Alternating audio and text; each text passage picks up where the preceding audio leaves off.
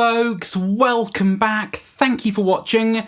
Please do hit subscribe if you haven't done so yet. It really does help when you do that. So today folks, I've got a very cool set of pickups to show you, and I've got them installed in this guitar here. This is my Gibson Les Paul Custom that, believe it or not, I've owned for over 20 years now. I'm definitely getting old. And this is a guitar that I've always struggled to bond with. There's always just been something about it that just hasn't resonated with me, especially when it's come to the various sets of pickups I've tried out in it over the years. Because as regulars to this channel will know, I tend to live in late 50s, early 60s PAF land, especially when it comes to humbuckers. And for whatever reason, PAFs just do not suit this lump of wood. I suspect because they are unpotted pickups and therefore slightly microphonic, and they pick up more of the resonant sound of the wood, and this just doesn't sound particularly nice as a piece of wood. So I've also tried some P90 style pickups in here, various things, and nothing's ever really done it. But if you saw my pedal board video a couple of days ago, you will have heard in that this year I'm going to be doing a lot more studio recording. And as part of that project, I need to achieve some heavier gain sort of 80s hair metal sounds. And I just haven't owned a guitar set up to do that, because the late 50s spec guitars, you can kind of get them to do it to a point, but you generally need a more sort of modern voiced guitar to get those sounds.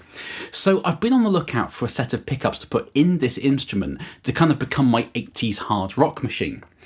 And I've always struggled with hotter pickups over the years, because generally speaking, the hotter a pickup is, or at least the higher the DC resistance is, which isn't strictly output, but it tends to come with it, the more turns of wire you put around a magnet, generally the more top end you lose, and they sound a bit muffled, which can be good for the heavy rock thing, but I like a lot of sort of sizzle and definition in my sound. So it's always a trade-off between how hot the pickup is and how much top end you lose, and I've never really got that balance right.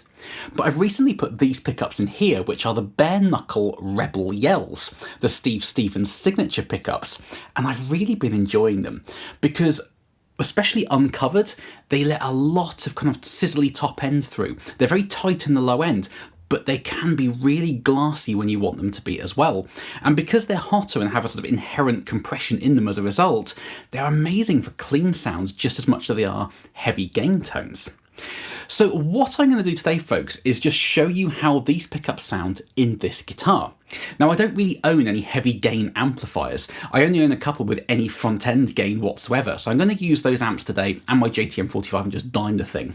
But I am also going to use some pedals, which I don't tend to do, especially when I'm demoing pickups. Most people just want to hear them plugged straight into the front end of a tube amp. But seeing as we're going after the heavy sort of 80s hair metal thing, that's a style of playing very associated with dense effects layering. So I'm going to use the big board today, stack some things together, and just see how they get on trying to achieve those sort of kind of very affected tones. So please do comment underneath, folks, and let me know what you think of these pickups today. I love chatting nerdy guitar stuff with you folks down in the comment section. And without further ado, let's rock.